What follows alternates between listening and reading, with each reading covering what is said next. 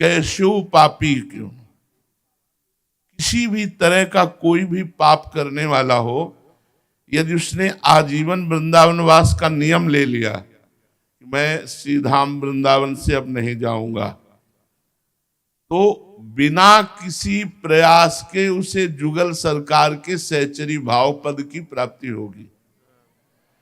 उसे चाहे निज मंत्र मिला हो या ना मिला हो, बात भी समझ लो। उसी समय इन्होंने प्रश्न किया था, महाराज जी इसमें लिखा है जुगल की सहचरी भाव की प्राप्ति, तो फिर अगर निज मंत्र नहीं मिला, दीक्षा नहीं लिए तो हम कहा तो भी एक होता है परंपरागत जाना, एक होता है गिफ्ट देना। गिफ्ट में प्रियालाल हमारी स्वामिनी के रूप में मिलेंगे और हम उनकी सहचरी की सेवा। एक बार मानसरोवर में पूज्य गुरुदेव भगवान ने कहा कि वृंदावन में यदि कोई पक्षी भी उड़ के आ जाता है तो सहचरी भाव को प्राप्त हो जाता है। तो उस पक्षी को किसने निज मंत्र दिया, उस पक्षी को किसने दीक्षा दी? ये धाम का प्रभाव है। तो अपने लोग बड़े भाग्यशाली हैं, ऐसा कह सकते हैं कि हम सब बड़े भाग्यशाली हैं। हमें प्रियाजू ने भटकने वाले संसार से हटाकर अपने धाम में रखा। अब जैसे भी बने इसलिए कह रहे कि तुम्हारे बनाए कुछ बनेगी भी नहीं। हम जैसे भी हैं इसलिए जैसे भी कह रहे हैं कि ऐसे होना चाहिए, वो हम हो नहीं सकते। होना भी चाहे तो नहीं हो सकते।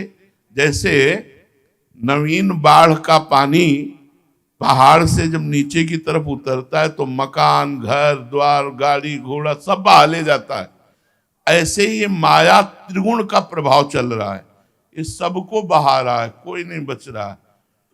रमैया की दुल्हन लूटे रमैया की दुल्हन लूटे बाजार, ये हमारे भगवान की दुल्हन है।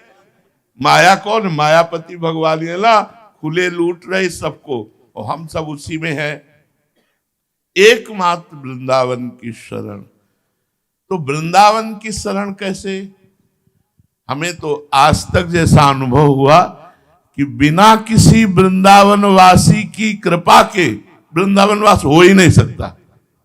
जैसे हमें हुआ तो श्री राम शर्मा आचार्य की कृपा से, वो वृंदावन वासी और रास उपासी और रास का प्रकट दर्शन कराने वाले, उनका आशीर्वाद जब उनके चरणों में लौट गए, बोले बाबा मेरी एक बात मान, तू वृंदावन आ जा, तुझे बिहारी जी कभी छोड़ेंगे नहीं।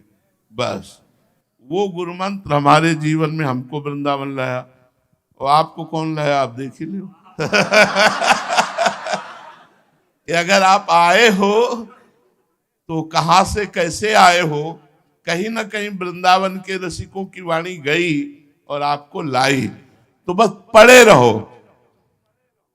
रहो। श्री धाम वृंदावन का द्वार मत छोड़ना।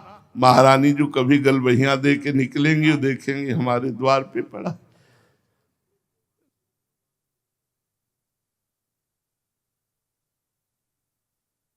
का भरोसा है, साधना का नहीं। हम क्या साधना करें?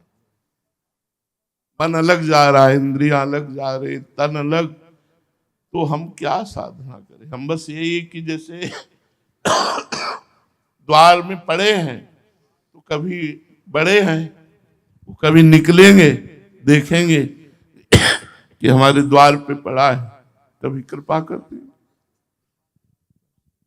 ये आचार्य और गुरुजनों के द्वारा प्रकाशित किया हुआ मार्ग है। इसमें हम जो जुड़े हैं ये निश्चित वहीं हमें पहुंचना है। बस धैर्य पूर्वक रहें और इधर उधर जो मन की वृत्ति जाती है उसे थोड़ा समेटने की कोशिश करें। कह रहे हैं समेट ले, ऐसा हम नहीं कह रहे, समेटने की कोशिश करें।